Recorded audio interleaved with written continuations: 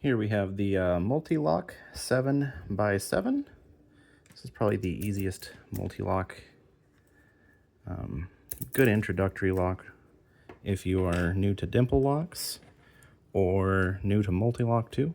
It doesn't feature the pin-in-pin system that's common with a lot of multi-locks, but it is still a good Dimple lock to pick. Just using a flat wire tensioner here in the side, and then the pins are in the center here. So my general strategy for a lot of Dimple locks is to apply a moderate amount of tension and get my my flag in there in a way that lets me bump into pins and feel that they're basically binding before I get to them. So like pin one right away, and then I do the corollary of the jiggle test in the Dimple world, where I'm basically moving my flag like this against the pin and bouncing it. So pin 1 was binding, now 2 is, 3 is good, 4 is binding, 5, 6, and 7 is binding.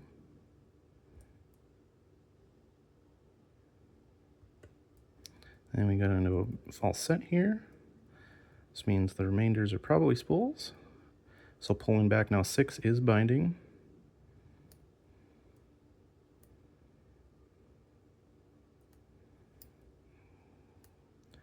I think we got it. 5, 4, 3. 3 is binding. Get a little bit of counter rotation there. I think it's got to wiggle into it more. There we go. And back to 1 here.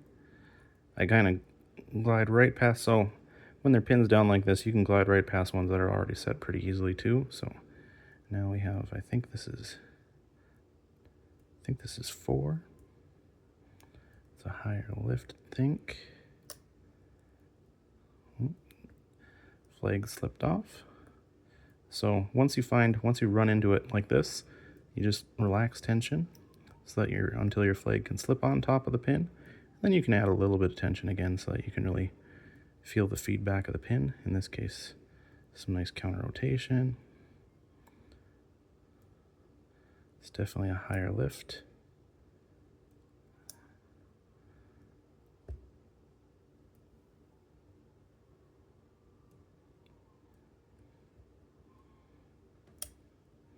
I think that one's set now. So go through again. Now I kind of rammed into, I think it's 3. Yep, kind of got a deeper false set, some counter rotation.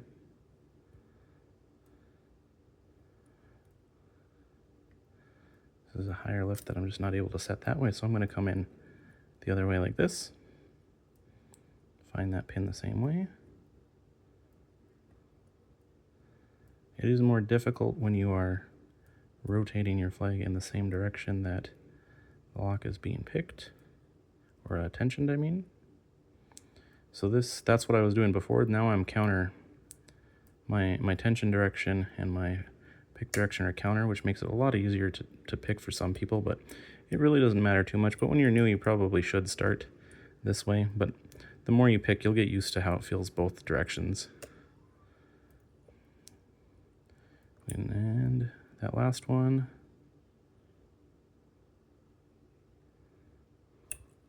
And an open. So went nice and slow. Tried to explain some of the basics of dimple picking as we go. Now let's take a look inside. Get this guy in our gutting tray, or our pinning tray. Adjust the camera.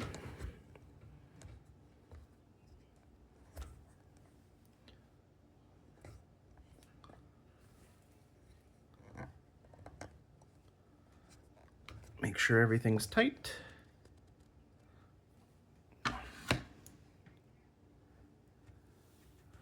All right, so get it out of this. What I'm gonna do is, like I've stated before, I'm gonna lock it up and use the key. Oh, And I made a little bit of a mistake. I rotated the wrong direction into the driver, so the driver is now sticking into the chamber. So what I actually have to do is take the back of the flag, or a pick here, stick it in there, get those drivers out of the way, and then rotate it back to a closed direction like that. So if that happens, some locks that's catastrophic and you'll have drivers end up and being able to fit into here, but a lot of them, it's not a big deal. It'll just require you to push all the drivers in order to rotate the lock. So lock it back up just to make the C-clip easier. And by easier, I mean these things still are probably the nemesis of every lockpicker.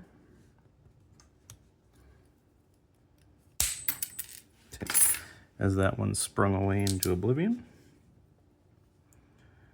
And then we'll go ahead, get the key. Because there's no back, you can actually over insert the key here, but there we are. Nope, don't want to slide it out just yet. Find myself my shims.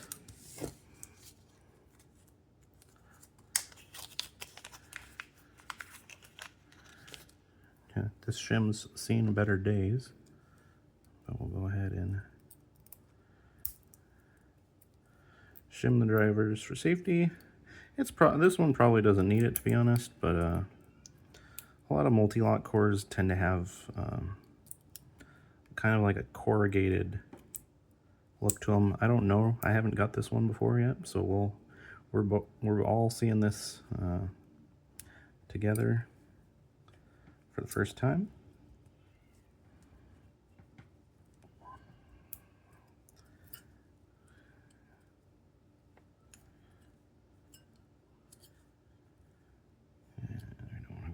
That far, I think, but we'll go about there.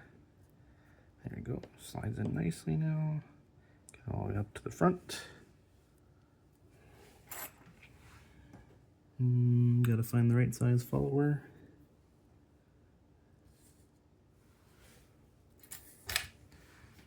See my smaller one right away, but my larger one gets lost in the chaos sometimes.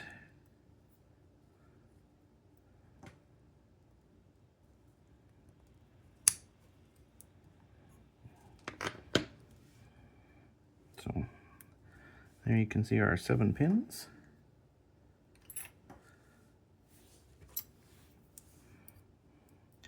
Pin 4 is sticking up for us. Oh, and I bumped it down right away. Grab 6. And 7.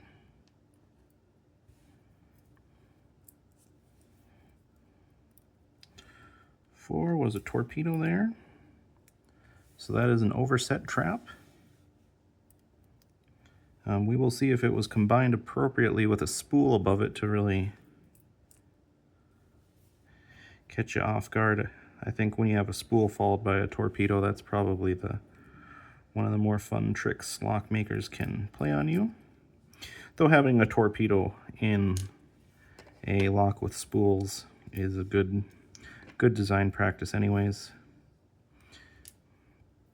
And you'll see them pretty often at higher level locks.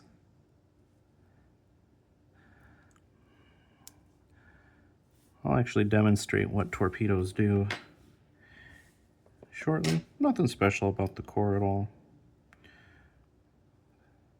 Just some wording. This one doesn't have the corrugations that I was commonly thinking of, probably because it has no profile pins or anything special like that. Let's take a look at our drivers. Get this beat up shim out of here.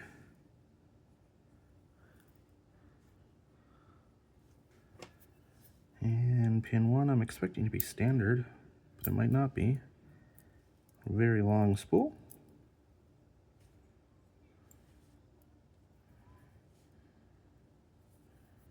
Let's see if we get this spring out right away. And pin 2. My lighting is always a pain in the butt to try to get lighting inside the core. that works pretty well. Pin 2, another spool, a little bit shorter. We'll have to check afterwards if these stacks are balanced at all or if that's just a pinning oddity. 3 is a spool.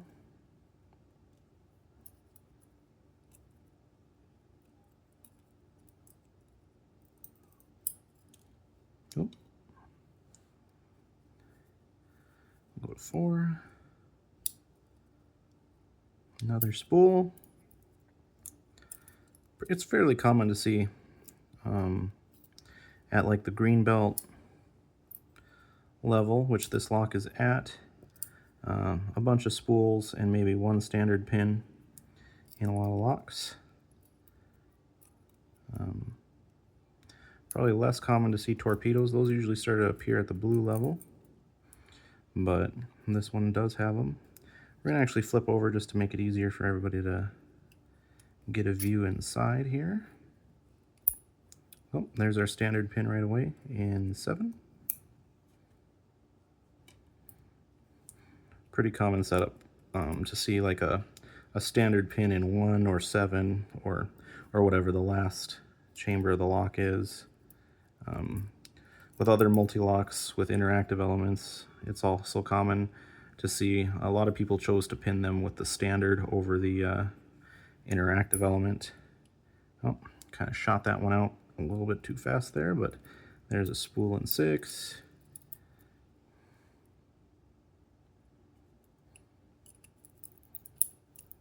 And in 5, we have our last spool.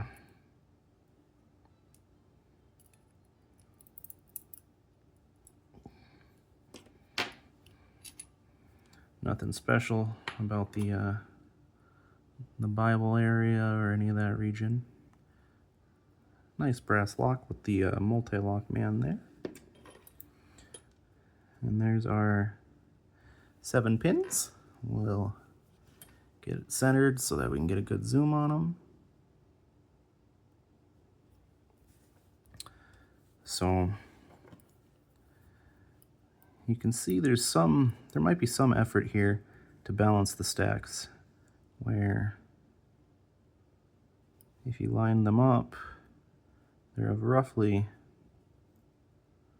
well, except for that one's definitely a ways out of what you would expect. And so is this one. So I don't know if it's necessarily that they bind the stacks, but balance the stacks, but they do have varying length spools at least. Balancing stacks typically is a prevention against many types of different attacks, as well as just key wear when every spring's under the same tension, things like that. Let's talk about the torpedo for a little bit. So torpedoes have this little, it's basically like having a spool shape or a mushroom shape on the top of your key pin. So what that does is when it's sitting in the chamber and you pick and say you set the driver, right?